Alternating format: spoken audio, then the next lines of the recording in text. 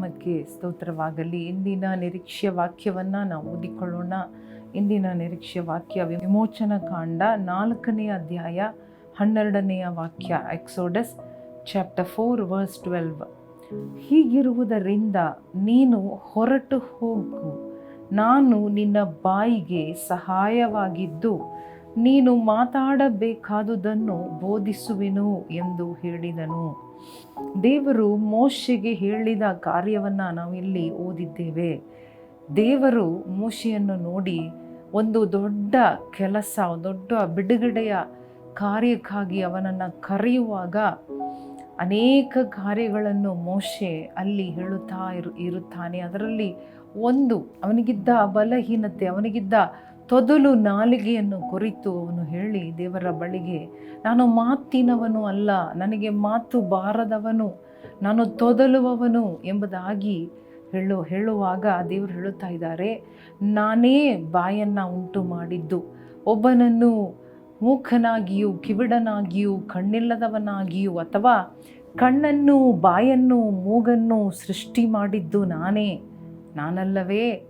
ಆದ ಕಾರಣ ನಿನ್ನನ್ನು ನಾನು ಕರೆದಿದ್ದೇನೆ, ಆಯ್ಕೆ ಮಾಡಿದ್ದೇನೆ. ನಿನ್ನ ಮುಖಾಂತರ ಒಂದು ಕೆಲಸ ಆಗಬೇಕಾಗಿದೆ, ನಿನ್ನ ಮುಖಾಂತರ ಒಂದು ಉದ್ದೇಶ, ದೇವರ ಉದ್ದೇಶವಿದೆ, ಅದನ್ನು ನೀನು ನೆರವೇರಿಸಲೇಬೇಕು. ನಿನಗೆ ಎಷ್ಟೇ ಬಲಹೀನತೆ ಇದ್ದರೂ ಪರವಾಗಿಲ್ಲ. ದೇವರಿವತ್ತು ನಮ್ಮನ್ನು ನೋಡಿ, ನಿಮ್ಮನ್ನು ನೋಡಿ ಹೇಳುವ ಕಾರ್ಯ, ಯಾವುದೇ ಒಂದು ಬಲಹೀನತೆ ಇದ್ದರೂ ಕೂಡ ದೇವರು ಹೇಳುತ್ತಾ ಇದ್ದಾರೆ, ಆ ಬಲಹೀನತೆಯಲ್ಲಿ ನಾನು ನಿನಗೆ ನೆರವಾಗಿ ಸಹಾಯವಾಗಿ ಇರುವೆನು. ಅದು ಒಂದು ನೆಪವಾಗಿ, ಅಡ್ಡಿಯಾಗಿ, ಒಂದು ಕಾರಣವಾಗಿ ದೇವರಿಗೆ ಇರಬೇಕಾದ ಅವಶ್ಯಕತೆ ಇಲ್ಲ. ಅದು ನಮ್ಮ ಜೀವನದಲ್ಲಿಯೂ ಅಡ್ಡಿಯಾಗಿ, ಅಡಚಣೆಯಾಗಿ, ನೆಪವಾಗಿ, ಒಂದು ಕಾರಣವಾಗಿ ದೇವರ ಸೇವೆ ಮಾಡುವುದಕ್ಕಾಗಲಿ, ಕುಟುಂಬವನ್ನು ನಡೆಸುವುದಕ್ಕಾಗಲಿ, ಸಮುದಾಯದಲ್ಲಿ ದೇವರಿಗಾಗಿ ಜೀವಿಸುವುದಕ್ಕಾಗಲಿ, ಯಾವುದೇ ದೇವರ ನಾಮದಲ್ಲಿ ಕೆಲಸ ಮಾಡುವುದಕ್ಕಾಗಲಿ ಅದು ಒಂದು ನೆಪವಾಗಿರುವುದು ಬೇಡ, ಅಡಚಣೆಯಾಗಿರುವುದು ಬೇಡ.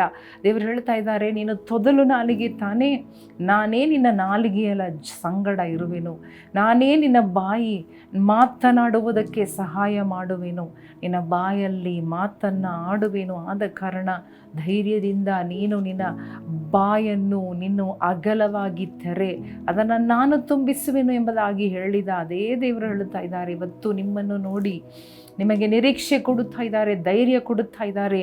ನಾನು ನನ್ನಲ್ಲಿ ಏನು ಮಾತನಾಡಲಿ ಎಂಬುದಾಗಿ ಭಯಪಡಬೇಡ. ದೇವರು ನಿನಗೆ ಬಾಯಲ್ಲಿ ಬೇಕಾದ ಸಹಾಯವನ್ನು ಕೊಡುತ್ತಾರೆ.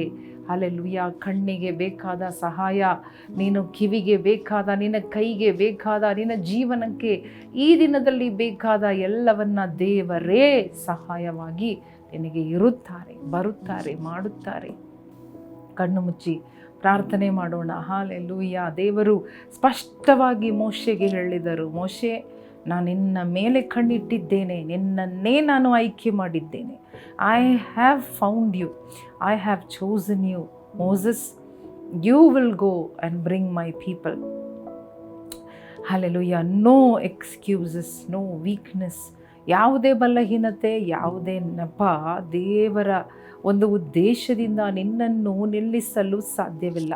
ನಿನಗೇನಿಲ್ಲವೋ ಅದು ದೇವರಾಗಿ ಬದಲಾಗುತ್ತಾರೆ. What you never had or what you don't have today, that God will take care. ದೇವರದನ್ನು ನೋಡಿಕೊಳ್ಳುವ ದೇವರಾಗಿದ್ದಾರೆ, ಸಹಾಯ ಮಾಡುವ ದೇವರಾಗಿದ್ದಾರೆ.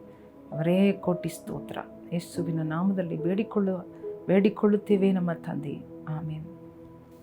ಪ್ರಿಯ ಸಹೋದರ ಸಹೋದರಿಯರೇ, ದೇವರು ಎಷ್ಟು ಒಳ್ಳೆ ದೇವರು, ನಿಮ್ಮನ್ನು ಕರೆದ ದೇವರು ಒಳ್ಳೆ ದೇವರು. ಅವರು ನಿಮಗೆಲ್ಲದ ಕಾರ್ಯವನ್ನು ಅವರೇ ಆಗಿ ಇದ್ದು ನಿಮಗೆ ಸಹಾಯವಾಗಿ ಇದ್ದುಕೊಂಡು ನಿಮ್ಮ ಬಲಗಡೆಯಲ್ಲಿ ನೆರಳಾಗಿದ್ದು ನಿಮ್ಮನ್ನು ನಡೆಸುತ್ತಾರೆ. ಆದ ಕಾರಣ ಭಯಪಡುವುದು ಬೇಡ.